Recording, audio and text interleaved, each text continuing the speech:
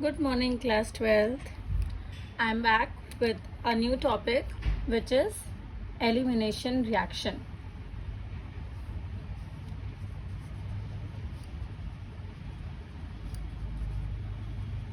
Elimination reactions. Okay, so first of all, I think my pen is very light. I can use some different pen. I'll just see whether it is working or not. Yes, this one will be fine.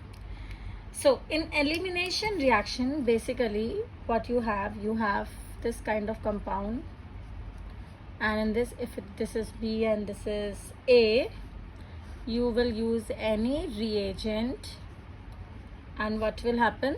It will, AB will remove, and it will lead to the formation of double bond.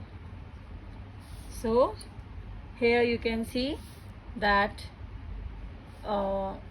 smaller atoms, it means that this AB will be very smaller atoms or groups are eliminated. Second point which we can say about elimination reaction, what is this compound? Saturated. And what it is forming? Unsaturated. So in all elimination reaction, there will be the formation of unsaturated compounds. After that, what we can say? In this, can you say this thing that these are the two sigma bonds which are breaking and it is forming one sigma and one pi? So yes, you can write that two sigma breaks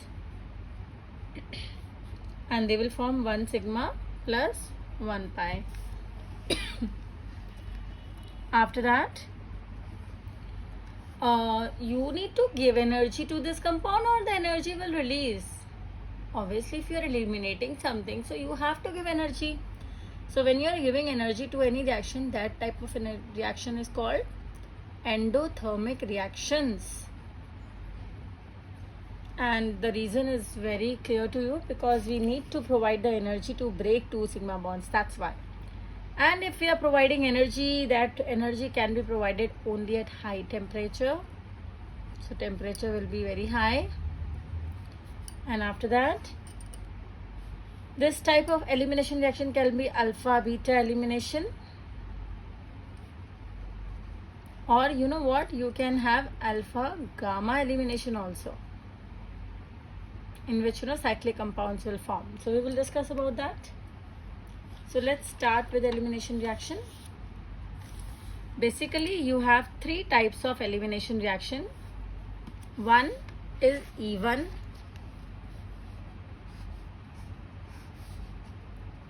then it's E2, and then it's E1CB. So I'll just tell you the difference between E1, E2 and E1CB. In even elimination, you have C, H, X, and obviously hydrogens are there. So in this elimination, first halogen will remove, and after that what will happen? Hydrogen will remove from the reaction. Okay, so consider this thing that halogen has been removed, and after that what will happen?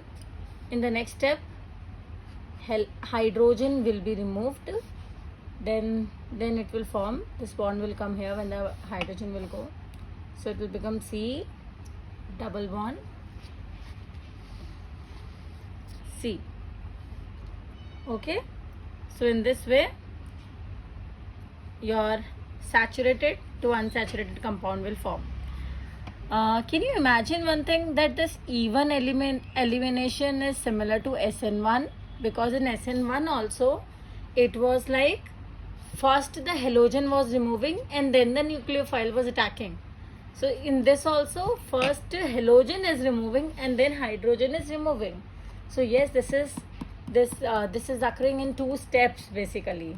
Okay, so that is why I will tell you why it is called unimolecular later on, but first just see a picture from upar that what is E2 elimination and what is E1CB elimination. So in E2 elimination reactions, basically what will happen? Both the removal of halogen and hydrogen will occur simultaneously. So you have C, H, C, X, this and this.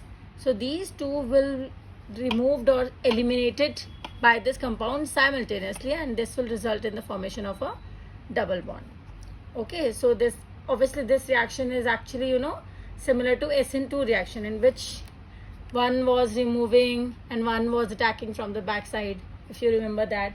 If not, then you can go and check my previous videos for that. And in E1CB, basically what will happen, it is actually similar to E1 elimination, but the difference between these two is that in this halogen was removing first, but in this what will remove first? In this hydrogen will remove first. So minus H plus, after that will be C, C, X, and then you can remove X minus. Then it will give you C double bond C. Okay. So this is the difference between E1 and E1CB and E2 eliminations reactions. Alright, so let's start with even elimination reaction with the fresh note. Yes. Okay.